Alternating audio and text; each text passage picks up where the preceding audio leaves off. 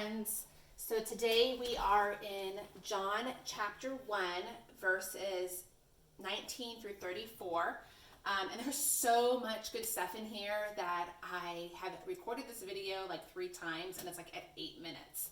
So I have to choose one thing I want to encourage you guys with today. And I'm going to do a quick overview of the passage. Basically, John is in the wilderness and he's baptizing. And the religious leaders come along and say, "Who are you and why are you doing this?" And John tells them, "I'm not this guy, I'm not this guy, I'm not this guy." But what does John say he is? That's the interesting part I want us to focus on. In verse 23, he says, he said, "I am a voice of the one crying in the wilderness, make straight the way of the Lord, as Isaiah the prophet said." So even though John did not understand everything going on, he did not understand all that God was doing in that time, John knew the job he was to do. John knew the job he was to do. Right now, our lives, our jobs, our homes, everything has turned topsy-turvy and inside out.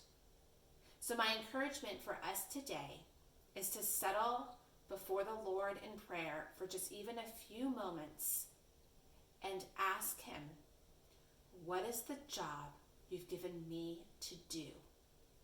We cannot do everything, especially in seasons of topsy-turvy and crisis. But we do have a job to do. We follow Jesus where we are, wherever we are. And that looks different for each of us.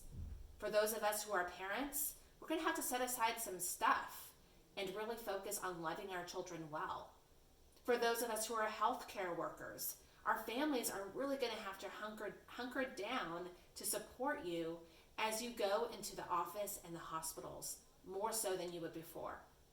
This season looks different. So my encouragement for us is to go before the Lord for a few moments, even right now, and ask him, okay, God, in my current life situation, with my giftings, with my calling, with my provision, with my job, everything, in my current life situation, what is the job you have given me to do?